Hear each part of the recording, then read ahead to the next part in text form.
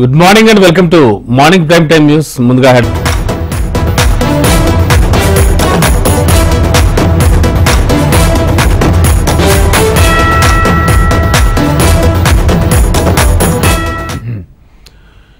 Breaking చూస్తున్నాం. ఎన్నికల హామీని నెరవేర్చుకోవడానికి కాంగ్రెస్ ప్రభుత్వం సిద్ధమైంది. ఎన్నికల సందర్భంగా రైతు రుణమాఫీ చేస్తామని కాంగ్రెస్ పార్టీ హామీ ఇచ్చింది. ఆ హామీ నెరవేర్చడానికి సీఎం రేవంత్ కసరత్తు చేశారు.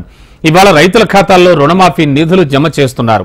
తొలి విడతగా లక్షలోపు రుణాలు మాఫీ అవుతాయని ప్రభుత్వం స్పష్టం చేసింది. సాయంత్రం 4 గంటలకు రైతుల ఖాతాల్లో నగదు జమ అవుతుందని ప్రభుత్వ వర్గాలు చెబుతున్నాయి. రుణమాఫీ నేపథ్యంలో రాష్ట్ర స్థాయి బ్యాంకర్లతో ఇవాళ సీఎం రేవంత్ రెడ్డి సమావేశం నిర్వహించనున్నారు. ప్రజాభవన్లో సీఎం రేవంత్ అధ్యక్షతన సమావేశం జరుగుతుంది. ఈ సమావేశానికి మంత్రులు భట్టి, తుమ్మల హాజరు కానున్నారు. లక్షలోపు రైతు రుణమాఫీపై బ్యాంకర్లకు సీఎం దిశానిర్దేశం చేయనున్నారు. ఆగస్టులోపు 3 విడతల్లో రైతు రుణమాఫీ చేసేందుకు ప్రభుత్వం కసరత్తు చేస్తోంది.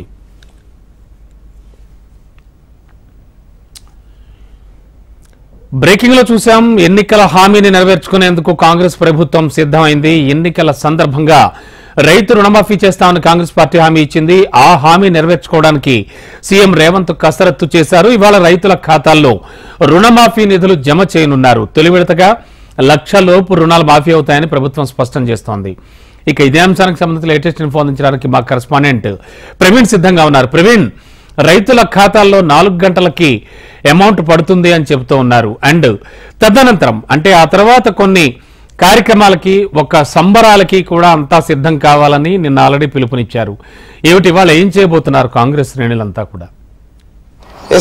రమణబాబు, ఇవాళ రాష్ట్ర వ్యాప్తంగా ఉన్న రైతులకు ఎవరైతే ₹1,00,000 లోపు కూడా రుణం తీసుకున్నారో వారందరూ కూడా 4 గంటలకు రుణమాఫీ చేయడానికి రాష్ట్ర ప్రభుత్వం ఇప్పటివరకు సిద్ధమైంది. సచివాలయం వేదికగా ముఖ్యమంత్రి రేవంత్ రెడ్డి, అదేవిధంగా ఆర్థిక శాఖ మంత్రి బట్టి విక్రమార్క, వ్యవసాయ శాఖ మంత్రి తుమ్మల నాగేశ్వరరావు ముగ్గురు మంత్రులు కూడా వీడియో కాన్ఫరెన్స్ ద్వారా మాత్రం రైతుల వేదికల నుంచి కూడా వీడియో కాన్ఫరెన్స్ లో కూడా రైతులతో కూడా మాట్లాడబోతున్నారు. 4 గంటలకు కూడా ఆ రైతులకు ఇచ్చిన హామీ ప్రకారం మొత్తం ₹1,00,000 వరకు రుణం ఎవరైతే తీసుకున్నారో వారందరికీ 6,800 కోట్ల రూపాయల నిధులను కూడా జమ చేయబోతున్నారు. రాష్ట్ర వ్యాప్తంగా కూడా రైతులందరూ కూడా ఆ సంబరాలు చేసుకోవాలని చెప్పేసి కూడా ఇప్పటివరకే కాంగ్రెస్ పార్టీ ప్రభుత్వం మాత్రం పిలుపునిచ్చిన నేపథ్యంలో రైతులందరూ కూడా ఇక్కడ రైతు వేదికల వద్దకు వెళ్లి మాత్రం అక్కడ సంబరాలు చేసుకునే విధంగా కూడా ఇప్పటివరకే సిద్ధమవుతున్న సిచ్యువేషన్ కనిపిస్తుంది. అదేవిధంగా ఆ ప్రజాభవన్లో మాత్రం 11 గంటలకు ఆర్థిక శాఖ మంత్రి బట్టి విక్రమార్క అధ్యక్షతన 32 బ్యాంకర్లతో సమావేశం కాబోతున్నారు. ఈ సమావేశంలో మాత్రం ఏదైతే రైతులకు సంబంధించిన రుణమాఫీ బ్యాంకుల్లో జమ అవుతుందో, జమ అయిన తర్వాత మాత్రం రైతులకు సంబంధించిన వేరే అప్పులు ఉంటే మాత్రం అందులో వాళ్ళకి అప్పుల కింద కూడా తీసుకోవద్దు, రైతులకు ఇచ్చిన రుణమాఫీని యథావిధంగా కూడా అమలు చేయాలని చెప్పేసి కూడా బ్యాంకర్లకు కూడా ఆ సూచనలు అయితే రాష్ట్ర ప్రభుత్వం చేయబోతుందని చెప్పవచ్చు. ఏదైతే రైతులకు సంబంధించినంత వరకు ₹1,00,000 వరకు కూడా సాయంత్రం 4 గంటలకు రుణమాఫీ చేస్తామని చెప్పేసి కూడా రాష్ట్ర ప్రభుత్వం ఇప్పటివరకు ప్రకటించింది. దీని సంబరాల్లో భాగంగా కూడా ఆ రైతులందరూ కూడా మధ్యాహ్నం తర్వాత మాత్రం రైతు వేదికల వద్దకు చేరుకుపోతున్నారు. మంత్రులు, ఎమ్మెల్యేలు, అదేవిధంగా ఆ ప్రజాప్రతినిధులందరూ కూడా ఈ సంబరాల్లో కూడా పాల్గొనబోతున్నారని చెప్పుకోవచ్చు. దీంతో పాటుగా మిగతా అంటే కాంగ్రెస్ పార్టీ ఎన్నికల మేనిఫెస్టోలో ఇచ్చిన ప్రకారం మాత్రం 2 లక్షల వరకు కూడా రుణమాఫీ చేసి తీరుతామని చెప్పేసి కూడా ఇప్పటివరకే చెప్పింది. కాబట్టి ఆగస్టు 15 లోపు ఇప్పటివరకు ఇవాళ సాయంత్రం 4 గంటలకు ₹1,00,000 లోపు రుణమాఫీ చేస్తే ఇంకా ₹1,00,000 వరకు కూడా ఆ రుణమాఫీ చేయాల్సి ఉంటుంది. కాబట్టి ఈ నెల చివరి నాటి వరకు ₹1,50,000 వరకు ఎవరికైతే ఆ రుణాలు తీసుకుని ఉంటారో వారందరూ కూడా మాఫీ చేయాలని చెప్పేసి కూడా రాష్ట్ర ప్రభుత్వం భావిస్తుంది. అదేవిధంగా ₹1,50,000 నుంచి 2 లక్షల వరకు ఎవరైతే రుణాలు తీసుకుంటారో వారు కూడా వచ్చే నెల మొదటి వారంలో లేదంటే 2వ వారంలో కూడా వారికి రుణమాఫీ చేయాలని చెప్పేసి కూడా రాష్ట్ర ప్రభుత్వం భావిస్తుంది. కాబట్టి మొత్తం ఆ 3 విడతల్లో కూడా ఈ రుణమాఫీని కూడా పూర్తి చేయాలని చెప్పేసి కూడా ప్రభుత్వం ఇప్పటివరకే భావిస్తుంది. ఇప్పటివరకు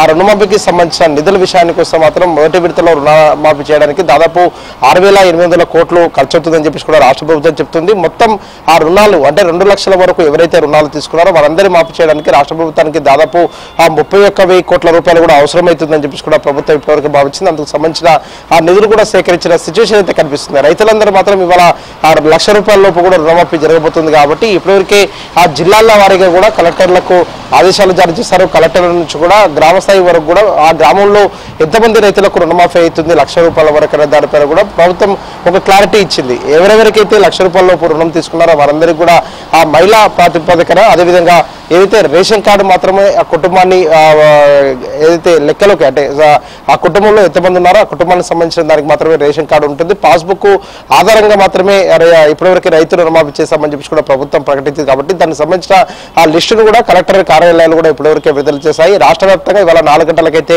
ఆ ₹1,00,000 లోపు ఎవరైతే రుణాలు తీసుకున్నారో వారందరికైతే మాఫీ కాబోతుందని చెప్పుకోవచ్చు రమణ బాబు.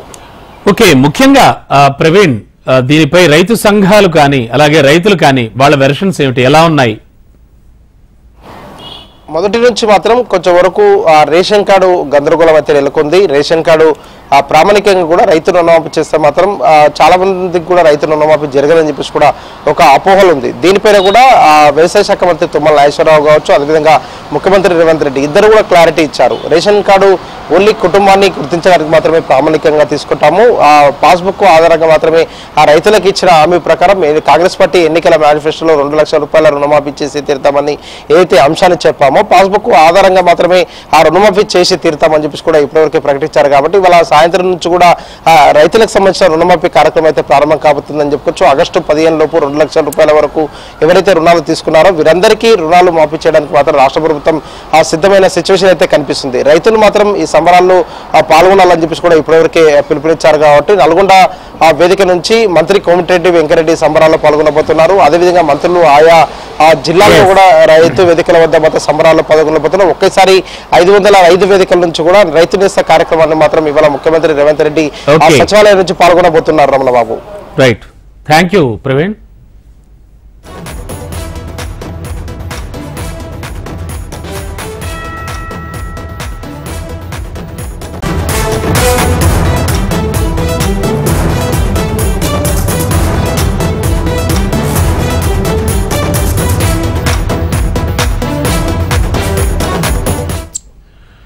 మరో బ్రేకింగ్ చూస్తున్నాం. నేడు తెలంగాణలో డిఎస్సి పరీక్ష ప్రారంభం కానుంది. తొలిసారిగా ఆన్లైన్ పద్ధతిలో డిఎస్సి నిర్వహిస్తున్నారు. 11,062 ఉపాధ్యాయ ఖాళీలను భర్తీ చేయడానికి 2.79 లక్షల మంది అభ్యర్థులు దరఖాస్తు చేసుకున్నారు. ఇవాళ నుంచి ఆగస్టు 5వ తేదీ వరకు డిఎస్సి పరీక్షలు కొనసాగుతాయి. రోజు 2 విడతలుగా ఈ పరీక్ష రాయనున్నారు అభ్యర్థులు. ఉదయం 9:30 తొలి విడత పరీక్ష ప్రారంభమవుతుంది. 2,629 స్కూల్ అసిస్టెంట్ పోస్టులు, 727 భాషా పండితులు, 182 పీఈటీలు, 6,508 మంది ఎస్జిటీలు, 220 మంది స్పెషల్ ఎడ్యుకేషన్ పోస్టుల ఖాళీలను భర్తీ చేయనుంది సర్కార్. 14 జిల్లాల్లో 56 ఎగ్జామ్ సెంటర్స్లను ఏర్పాటు చేశారు. ఒకే రోజు 2 సబ్జెక్టుల పోస్టులకు సంబంధించి పరీక్ష రాసే అభ్యర్థులకు వెసులుబాటు కల్పించింది విద్యాశాఖ.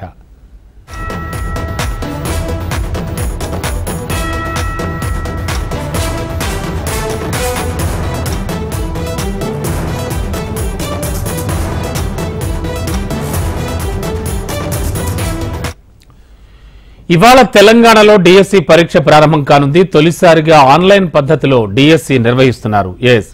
ప్రస్తుతానికి మరింత అదనపు సమాచారం ఇదే అంశానికి సంబంధించి మా కరెస్పాండెంట్ ఆర్కే సిద్ధంగా ఉన్నారు. మరింత అదనపు సమాచారం ఇస్తారు. ఆర్కే, ఏ సెంటర్ వద్ద ఉన్నారు మీరు? ప్రస్తుతానికి చాలా మంది పరుగులు పెడుతూ ఉన్నారు ఆ సెంటర్స్ పరీక్షా కేంద్రాల్లోకి. ఎన్ని గంటలకు పరీక్ష ప్రారంభం కానుంది? అలాగే సిచ్యువేషన్స్ ఏంటి? ఎలాంటి జాగ్రత్తలు తీసుకున్నారు? ఈసారి తొలిసారిగా ఆన్లైన్ పద్ధతిలో డిఎస్సి నిర్వహిస్తున్నారంటున్నారు.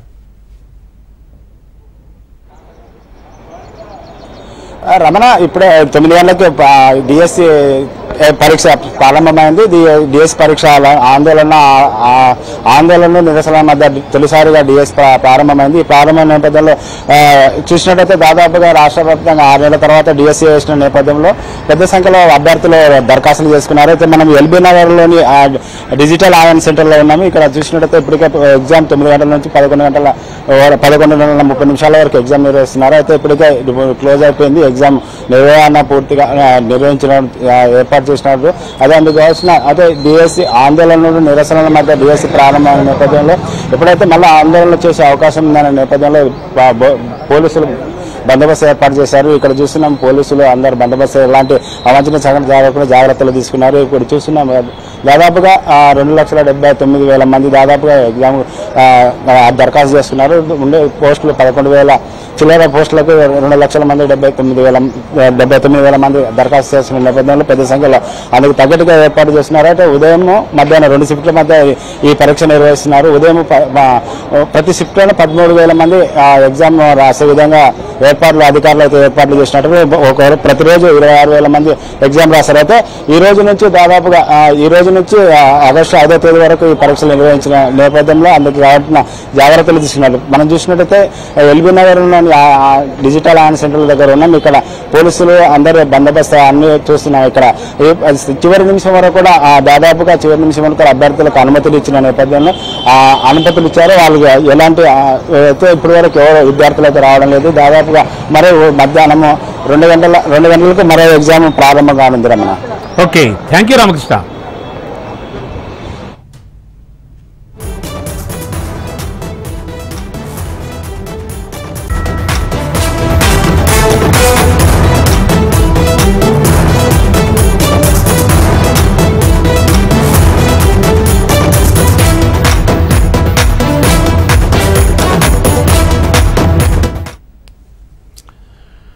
మరో బ్రేకింగ్ చూస్తున్నాం. శాంతి భద్రతల అంశంపై ఏపీ సీఎం చంద్రబాబు ఇవాళ శ్వేతపత్రం రిలీజ్ చేయనున్నారు. మధ్యాహ్నం 3 గంటలకు సచివాలయంలో ఆయన ఈ శ్వేతపత్రం విడుదల చేస్తారు. గడిచిన 5 ఏళ్లలో నమోదైన కేసులు, డాక్టర్ సుధాకర్, డ్రైవర్ సుబ్రహ్మణ్యం, కోడికత్తి, వివేక హత్య కేసులు తదితర అంశాలను ప్రస్తావించే అవకాశం ఉన్నట్లుగా తెలుస్తోంది.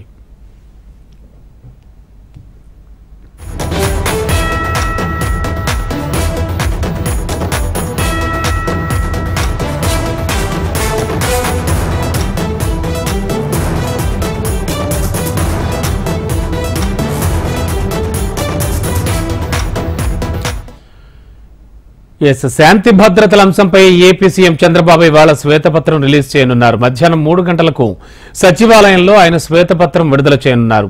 ఇక ఇదే అంశానికి సంబంధించి లేటెస్ట్ ఇన్ఫో అందించడానికి మా కరెస్పాండెంట్ కాంతి లైవ్ లో సిద్ధంగా ఉన్నారు. కాంతి, ఏం జరుగుతోంది? ఇవాళ మధ్యాహ్నం 3 గంటలకు శాంతి భద్రతల అంశంపై శ్వేతపత్రం అంటున్నారు. ఆల్రెడీ చాలా విషయాలపై శ్వేతపత్రాలు విడుదల చేస్తూ వస్తున్న సీఎం ఇవాల్టి ఈ శ్వేతపత్రానికి సంబంధించి హైలైట్స్ గా ఏం చెప్పుకోవచ్చు, ఏం చెబుతూ ఉంది ప్రభుత్వ వర్గాలు, ఏం చెబుతూ ఉన్నాయి? రమణ బాబు, ఆంధ్రప్రదేశ్ సీఎం చంద్రబాబు నాయుడు ఈ రోజు 5వ శ్వేతపత్రం రిలీజ్ చేసేందుకు సిద్ధమయ్యారు. శ్వేతపత్రానికి సంబంధించి శాంతి భద్రతల అంశం పైన ఈ రోజు శ్వేతపత్రం విడుదల చేయబోతున్నారు. గత 5 సంవత్సరాల్లో రాష్ట్రంలో శాంతి భద్రతలు ఎలా ఉన్నాయి, అలాగే పాలకులు ఏదైతే ప్రతిపక్షాలపైన ఎటువంటి దుర్మార్గపు చర్యలకు పాల్పడ్డారు, అలాగే ఎక్కడికక్కడ కేసులు బనాయించడంతోనే, బెదిరింపుల ధోరణితోనే ప్రభుత్వం సాగింది అనే విషయంని పదే పదే ప్రతిపక్షంలో ఉండగా కూడా సీఎం చంద్రబాబు నాయుడు చెప్పిన నేపథ్యంలో ఇప్పుడు ఈరోజు శాంతి భద్రతల అంశం, గత 5 సంవత్సరాల్లో ఎక్కడైతే శాంతి భద్రతలు లోపించాయి అనే అంశాలకి సంబంధించినటువంటి విషయాలపైన ఈరోజు ఒక శ్వేతపత్రం విడుదల చేసేందుకు సిద్ధమయ్యారు. ఇప్పటికే 4 అంశాలపైన శ్వేతపత్రాన్ని విడుదల చేశారు. అమరావతి, పోలవరం, అలాగే ఇంధనము, అలాగే ఈ ఏవైతే విడుదల చేసిన శ్వేతపత్రాలన్నింటిలో కూడా గత 5 సంవత్సరాల్లో రాష్ట్రంలో ఎటువంటి పరిస్థితులు ఉన్నాయి, ప్రస్తుతం ఏం చేయబోతున్నారు అనే అంశాలకి సంబంధించినటువంటి వివరణను అయితే చంద్రబాబు నాయుడు సుదీర్ఘంగా ఇవ్వడం జరిగింది. ఈ నేపథ్యంలో ఈరోజు సీఎం శ్వేతపత్రం విడుదల చేయబోయే శాంతి భద్రతల అంశానికి సంబంధించినటువంటి ప్రణాళిక, అంటే శాంతి భద్రతల విషయంలో గత 5 సంవత్సరాల్లో ఏదైతే డాక్టర్ సుధాకర్ బాబు పైన పెట్టినటువంటి కేసులు, వైజాగ్లో జరిగినటువంటివి, అలాగే అనంతబాబు, ఎమ్మెల్సీ అనంతబాబు డ్రైవర్కి సంబంధించి ఏదైతే డోర్ డెలివరీ చేసిన అంశాలు, అలాగే కొన్ని చోట్ల ఏవైతే ఎస్సీ ఎస్టీ కేసులు బనాయించడము, అలాగే ఎస్సీ ఎస్టీలను కూడా ఎలా అయితే వేధించారు అనే అంశాలకి పోలీసులకు సంబంధించి గత ప్రభుత్వంలో ఏదైతే హేబియస్ కార్పస్ పిటిషన్స్ ఎన్ని దాఖలు చేశారు అనే అంశాలకు సంబంధించినటువంటి విషయాల్ని కూడా ఈరోజు చంద్రబాబు నాయుడు తన శ్వేతపత్రం రిలీజ్ సందర్భంగా ఏదైతే ప్రజలకు వివరించే అవకాశం ఉంది. ఇక ఈ 5 సంవత్సరాలు ఏవైతే ప్రజల బారి నుంచి ప్రజలు ఇబ్బందులు పడ్డారో ఆ ఇబ్బందులు అనేవి లేకుండా ఉండేలాగా ప్రభుత్వం ఎలా ముందుకు వెళ్ళబోతోంది, శాంతి భద్రతల విషయంలో కావచ్చు, అలాగే ప్రజలకు రక్షణ కల్పించే విషయంలో ఎలా ముందుకు వెళ్ళాలి అనే అంశానికి సంబంధించి ఇప్పటికే చంద్రబాబు నాయుడు ఆ శ్వేతపత్రానికి సంబంధించి ఆల్రెడీ హోంమంత్రి అనితతో పాటుగా మిగిలిన శాఖ మంత్రులందరితోటి కూడా ఇప్పటికే చంద్రబాబు నాయుడు సమీక్ష నిర్వహించారు. అయితే ఈ సమీక్షలు నిర్వహించిన తర్వాత ఈ శ్వేతపత్రం రిలీజ్ చేసేందుకు ప్రభుత్వం సిద్ధమైంది. ఈరోజు సాయంత్రం 3 గంటలకు సచివాలయంలో చంద్రబాబు నాయుడు 5వ శ్వేతపత్రం శాంతి భద్రతల అంశం పైన రిలీజ్ చేయబోతున్నారు. రమణబాబు. ఓకే, థ్యాంక్ యూ కాంతి. ఇక పూరి జగన్నాథుని ఆలయంలోని రత్న భాండాగారంలో 3వ రహస్య గది ఇవాళ తెరుచుకోనుంది. అందులో కూడా అంతులేని సంపద ఉందని చరిత్రకారులు చెప్పారని కథనం ప్రచారంలోకి వచ్చింది. దీంతో మూడో రహస్య గదిని తెరవాలని కమిటీ నిర్ణయం తీసుకుంది. ఈ మేరకు ఇవాళ మూడో గది తలుపులు తెరవనున్నారు. ఉదయం 9:51 నుంచి 12:15 వరకు దీనికోసం శుభ ముహూర్తాన్ని పండితులు నిర్ణయించారు. ఈ గదిని తెరిచిన తర్వాత అక్కడ ఉన్న స్వామివారి సంపదను తాత్కాలిక స్ట్రాంగ్ రూమ్స్ కు తరలిస్తారు. ఆ తర్వాత భాండాగారానికి మరమ్మతులు చేయిస్తారు. ఆ పనులు పూర్తయ్యాక తిరిగి సంపదను అక్కడికి చేరుస్తారు. ఆ తర్వాత నిధుల లెక్కింపు ఉంటుంది. ఈ విషయాలను భాండాగారం అధ్యయన సంఘం అధ్యక్షుడు జస్టిస్ విశ్వనాథ్ రాథ్ తెలిపారు. ఇప్పటికే 2 రహస్య గదుల్లోని సంపదను తాత్కాలిక స్ట్రాంగ్ రూమ్స్ కు తరలించారు. మొత్తంగా ఈ రత్న భాండాగారంలోని సంపద ఎంత ఉంటుంది అనే దానిపై దేశవ్యాప్తంగా చర్చ నడుస్తోంది. అందరిలోనూ ఈ అంశం చాలా ఆసక్తికరంగా మారింది. పూరి జగన్నాథుని రత్న భాండాగారంలో అంతుచిక్కని రహస్యాలు దాగి ఉన్నట్లు తెలుస్తోంది. శంఖాకృతిలో నిర్మించిన శ్రీక్షేత్రం ఆవరణలో రహస్య గదులు, సొరంగ మార్గాలు అనేకంగా ఉన్నట్లు ప్రచారం జరుగుతోంది.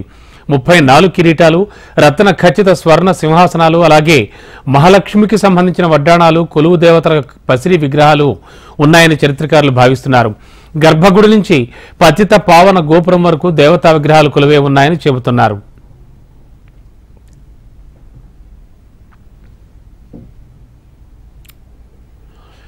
1902 సంవత్సరంలో బ్రిటిష్ పాలకులు సొరంగ మార్గం ద్వారా ఓ వ్యక్తిని పంపించి విఫలమయ్యారని చరిత్రకారులు అంటున్నారు. అలనాటి రాజులు యుద్ధాలు చేసి ఎనలేని సంపద తెచ్చి పురుషోత్తముడికి సమర్పించారని చరిత్రకారుల భావనగా ఉంది. భాండాగారం దిగువన సొరంగ మార్గం తవ్వి ఆభరణాలు భద్రపరచడానికి రహస్య గది నిర్మాణం చేపట్టారు. ఆ రహస్య గదిని తెరవాలని, అందులోని సంపదను కూడా లెక్కించాలని చరిత్రకారులు చెబుతున్నారు. ప్రస్తుతం 2 గదులను తెరిచి అందులోని సంపదను చంగడా గోపురానికి తరలించారు.